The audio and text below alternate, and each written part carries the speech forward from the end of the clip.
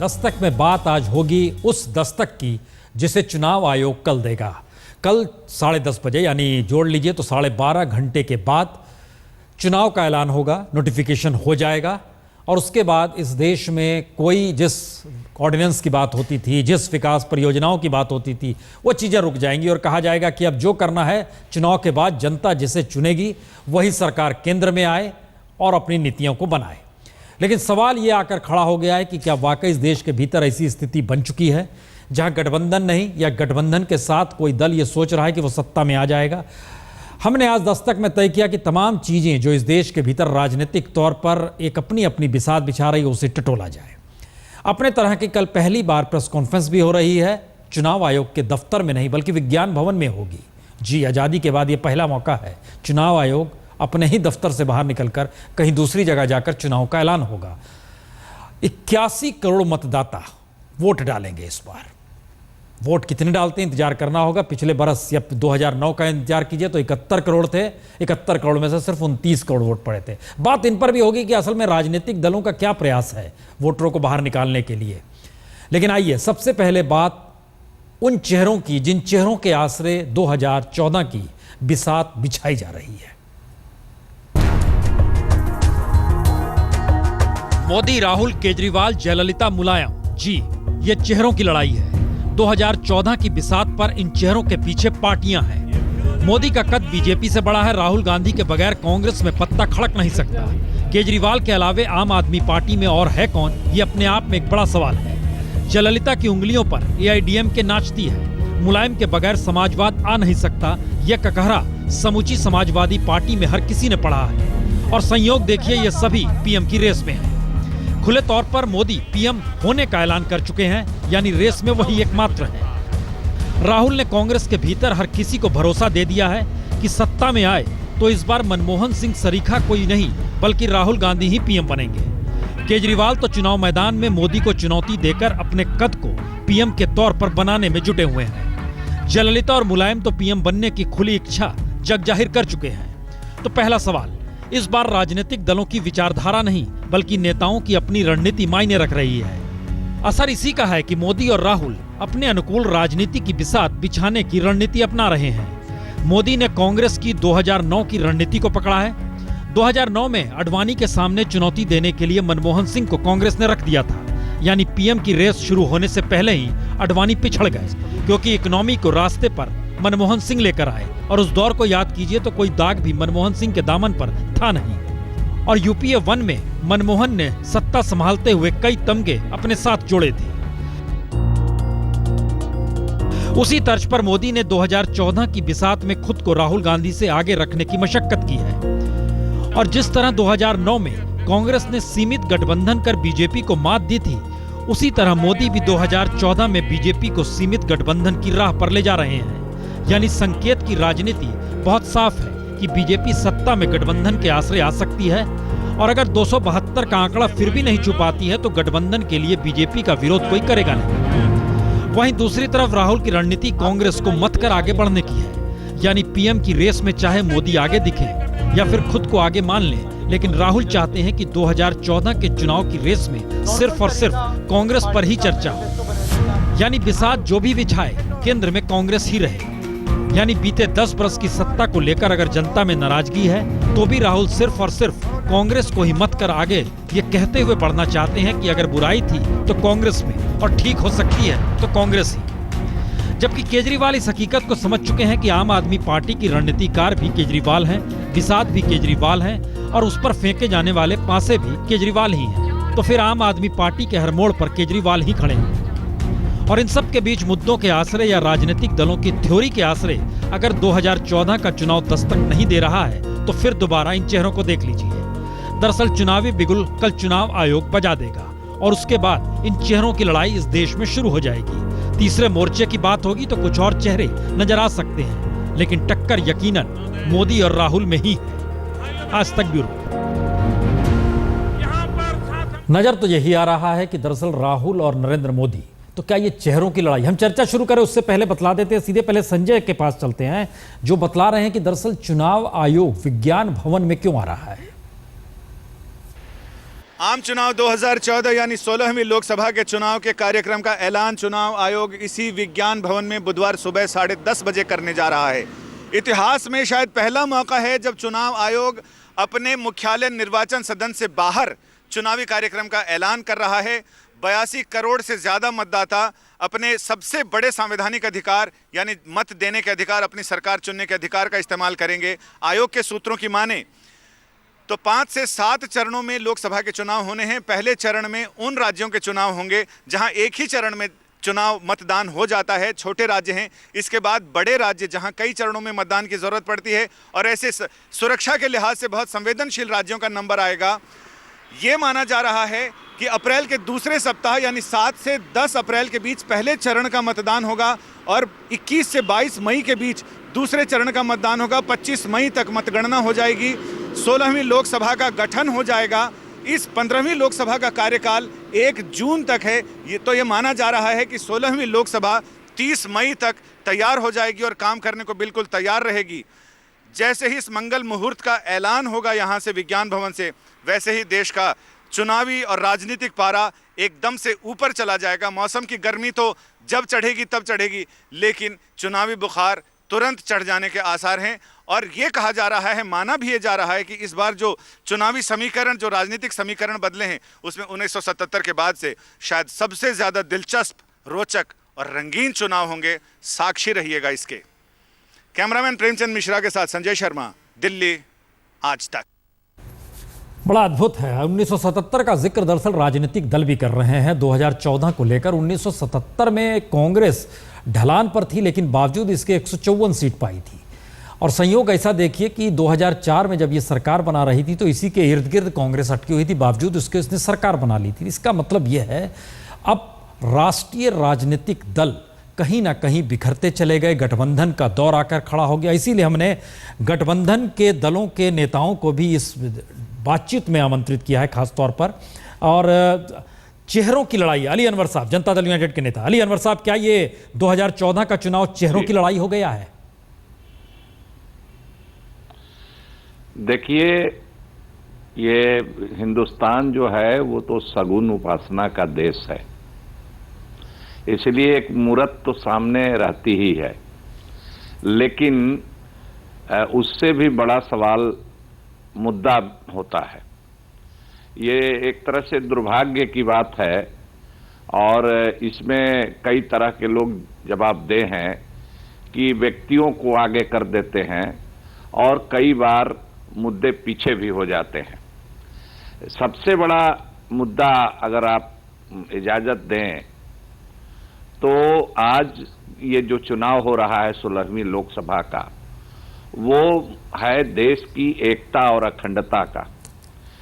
देश की जो धर्मनिरपेक्षता है, भारत का जो संविधान है, वो सब इस समय दांव पर है। चेहरे भले अलग अलग हों, और भी समस्याएं हैं, महंगाई है, बेरोजगारी है, भ्रष्टाचार है, ये सब है अपनी जगह पर। लेकिन उससे भी आगे इस चुनाव में ये सवाल है कि इस देश का जो सामाजिक ताना बाना है, इस देश में के संविधान में जो सेकुलरिज्म को स्थापित किया गया है, जो समतामूलक समाज की परिकल्पना की गई है, वो बरकरार रहेगा कि नहीं। नहीं, हमको एक अली अनवर साहब बात बताइए, आप बड़े फिलोसफिकल हो गए दरअसल। आप उस संविधान के कुछ लकीरों को पढ़ने लगे। हमको बताइए, ताना बाना, सरोकार, एकता, अखंडता, तमाम चीज़ों का आप इस्तेमाल शब्दों का कर रहे हैं, कौन तोड़ रहा है इसे? किसने तोड़ दिया है? जाहिर है किसने तोड़ दिया? समाज को। नहीं, आप फिलोसफिकली क्यों बात कर रहे हैं? धार्मिक चुनाव सामने है, जनता सुन रही है आपको। धार्मिक उन्माद पैदा करके कौन कर रहा है? और जो लोग समाज को बांटने की, विद्वेष की राजनीति, कौन कर रहा है? राजनीति कर रहे हैं। हम कह रहे हैं संघ परिवार कर रहा है। कोई ऐसी पार्टी, पुण्य प्रसून जी, आपने दुनिया में सुनी है? पार्टियां छोटी हो सकती हैं, बड़ी हो सकती हैं, उसके नेता का कद छोटा बड़ा हो सकता है, लेकिन वो अपनी पार्टी का फैसला खुद करते हैं। एकमात्र ऐसी पार्टी है बीजेपी जिसका फैसला एक बाहर से एक अपने को सांस्कृतिक संगठन कहने वाला, हमें लग रहा है कि आपने एक लकीर खींच दी। हमें एक चीज, एक बात जहन में बार बार आ रही है। नहीं अली अनवर साहब, सब लोग हैं ना, हम दोनों आपस में बात करते रहेंगे तो बात आगे बढ़ेगी नहीं। आपने एक बहुत अच्छी लकीर खींच दी। बड़ा सीधा सवाल है सुधांशु जी, अब इस पे हम आ जाते हैं और रविदास जी आप भी इसे सुनेंगे क्योंकि इसके बाद आपसे जवाब लेंगे। मुजफ्फरनगर दंगों के बाद या गुजरात दंगों के बाद इस देश के भीतर दो सवाल बड़े साफ थे। हिंदुओं को यह लगते रहता था कि पता नहीं हमारी रक्षा करने के लिए कोई आएगा या सामने से एक्शन हो जाएगा। मुस्लिमों को यह लगने लगा कि दरअसल अगर वाकई बीजेपी आकर खड़ी हो गई या इनके नेता अगर इस रूप में आ गए और इनकी सत्ता हो गई तो स्थिति बिगड़ जाएगी और हमें फिर आसरा लेना मुश्किल। लोगों के जहन में, हम लगातार मेरठ के बेल्ट से जो घूमते हुए पहुंचते हैं मुजफ्फरनगर, उस बेल्ट में यही बात आ रही है। क्या ये मान लिया जाए कि राजनीतिक दलों ने इस बात को जानबूझ के, सुधांशु जी, डाला है लोगों के जहन में, या इस देश का माहौल ऐसा बन गया है, या फिर वाकई ये सच है? स्थिति क्या है सुधांशु जी? देखिए, पहले तो मैं एक बात ये कहना चाहूंगा कि अभी अली अनवर साहब ने जो एक व्यक्तिवाद की बात कही, तो जनता दल यू हो या समाजवादी पार्टी हो, जो एक अधिनायकवादी व्यक्तिवाद का प्रतिनिधित्व करने वाले दल यदि व्यक्तिवाद के ऊपर आक्षेप करते नजर आए तो ये बड़ा ही असहज सा नजर आता है। अब आए आपकी बात पर, जो आपने ये बात कही। देखिए, सांप्रदायिकता और सांप्रदायिक शक्तियों से लड़ना ये एक ऐसा मुहावरा हो गया है भारतीय राजनीति का, जो अपनी सुविधा के अनुसार जब भी आपको अवसरवादिता का लाभ उठाना हो आप उसका प्रयोग कर सकते हैं कि साहब हम सांप्रदायिक शक्तियों के खिलाफ एकजुट होने के लिए एक तरफ आ रहे हैं। अगर आपने पुराने इतिहास में जाना चाहें, हम ज्यादा डिटेल नहीं जाएंगे, वैसे अभी आपके कार्यक्रम में 77 की जिक्र हो रहा था, मैं 77 की बात नहीं करता हूं, मैं 86 की बात करता हूं। शाहबानो केस में जजमेंट करके एक बार ये तथाकथित सेकुलर दल ये कहते हैं कि साहब स्टेट ऑफ इंडिया ये मानती है कि किसी धार्मिक मामले में इतना भी हस्तक्षेप नहीं होना चाहिए। ठीक है, कोई बात नहीं, अगर मानती थी तो कोई बुराई नहीं थी। दूसरी तरफ दूसरे समुदाय के लिए आप क्या कहेंगे कि साहब उसके भगवान भी कहां पैदा हुए ये भी कोर्ट से तय होगा। तो जब आप इतना विभेद रखेंगे तो सांप्रदायिकता को जन्म कौन दे रहा है? पहला निर्णय भी आप ही कर रहे हैं, दूसरा निर्णय भी आप ही कर रहे हैं। फिर वो जब बढ़ती चली जाती है वो समस्या, तब आप कहते हैं साहब आप सांप्रदायिक हैं। वहां से लेके यूपीए सरकार तक, चाहे प्रधानमंत्री महोदय कहते हो मुस्लिम should have the first right over the national resources of India, चाहे मुजफ्फरनगर के दंगों के बाद भारत सरकार का गृह मंत्रालय पहली बार मारे गए लोगों की सूची धार्मिक आधार पर जारी करता हो। तो ये तो पूरा एक इतिहास है कि सांप्रदायिकता के रंग में रंग कर वोट बैंक की राजनीति करने का प्रयास किसने किया? हमने विरोध किया नहीं। हम कांग्रेस के नेता भीम अफजल साहब भी हमारे साथ जुड़ चुके हैं। भीम अफजल साहब, एक चीज हम जानना चाहेंगे, जो जिक्र शाहबानों का कर दिया गया, शाहबानों के बाद जिस तरीके से फिर कमंडल भी इस देश में जागा था, चंद्रशेखर आए थे, वो चीज़ों को सुलझाना चाहते थे, कांग्रेस से समर्थन, उन इतिहास के पन्नों को जरा सा हटा दीजिए। हमें बताइए, ये चुनाव लोगों के जहन में वोट डालते वक्त किस बात को अहमियत देगा? वह समाज में ताना बाना बुनने की स्थिति में आ गया है कि टूट रहा है, या वो ये मानेगा कि जी नहीं, परिस्थितियां ऐसी आकर खड़ी गई हैं कि हमारे पास राजनीतिक दलों के नेताओं के चेहरे सामने आए और इन चेहरों के आश्रय ही अभी हमें अपनी पनाह को खोजना है, इन्हीं से हमें आसरा चाहिए। स्थिति बनेगी क्या? भीम अफजल साहब। देखिए वाजपेयी जी, मैं सबसे पहले तो ये कहूँगा कि बड़ी फिलॉसफिकल बहस हो रही है। चुनाव का वक्त आ गया है, 12 घंटे रह गए हैं चुनाव का ऐलान होने में। अभी आपने बहुत बड़ा अहम सवाल उठाया था मुजफ्फरनगर का।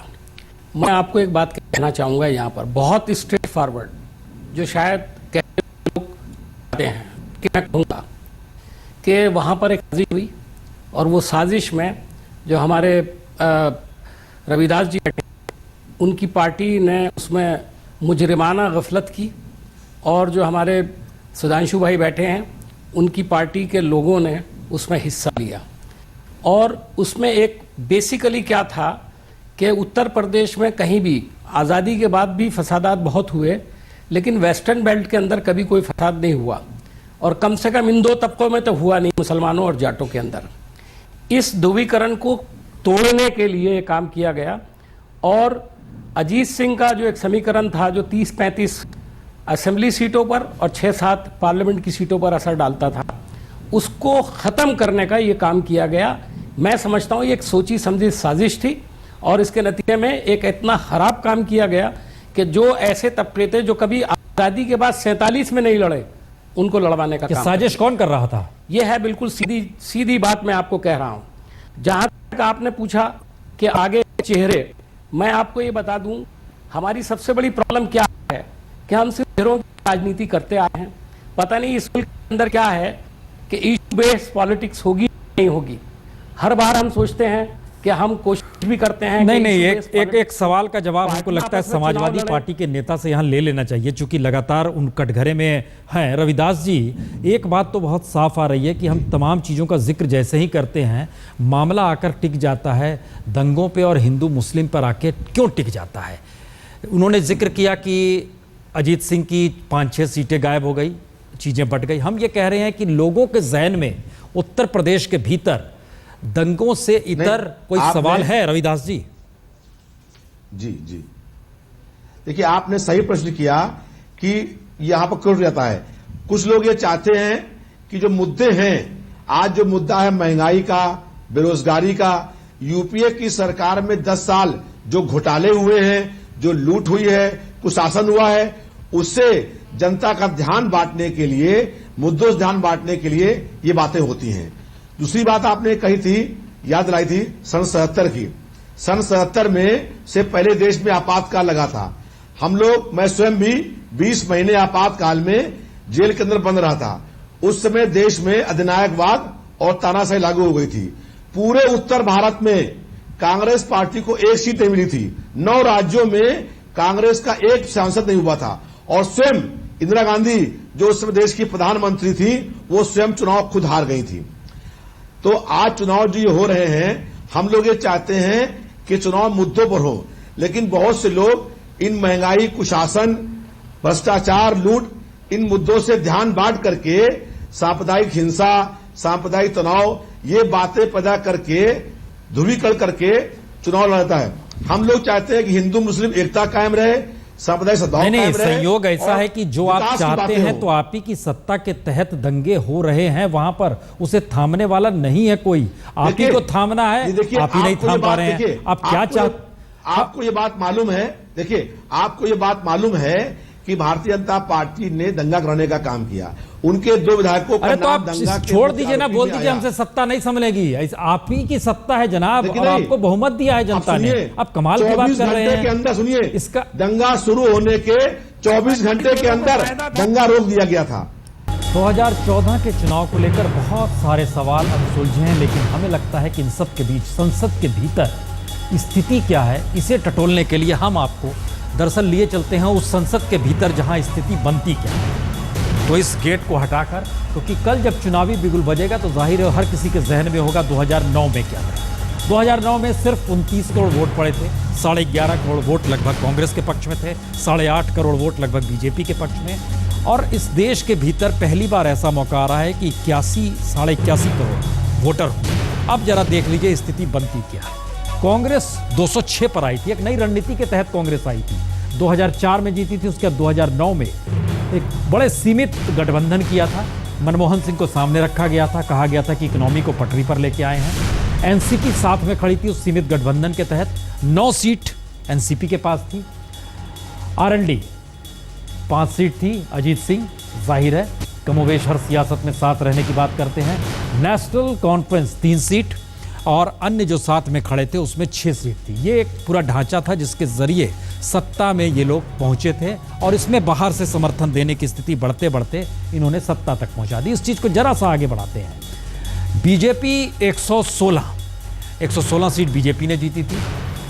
बीजेपी को भरोसा नहीं था, याद कीजिए लाल कृष्ण आडवाणी थे उस समय, ये भरोसा नहीं था। शिवसेना साथ में लंबे समय से 11 सीट के साथ। अब इस दौर में हालांकि राज ठाकरे को लेकर बड़ी कुलबुलाहट है शिवसेना के बीच, नितिन गडकरी क्या कर रहे हैं। अकाली दल 4 सीट के साथ थी, साथ में खड़ी हुई, और अन्य जो थे 5 थे। ये कमोवेश छोटे छोटे सीमित गठबंधन के दौर थे और बाकी बाहर से समर्थन दे रहे थे। ये सारे सवाल बताते हैं कि क्या वाकई इस बार ऐसी परिस्थिति बनेगी कि गठबंधन चुनाव से पहले जो तय हो वही 272 के आंकड़े तक पहुंच जाए, या फिर ऐसी स्थिति नहीं आएगी और चुनाव के बाद एक नए तरीके का गठबंधन देखने को मिल सकता है।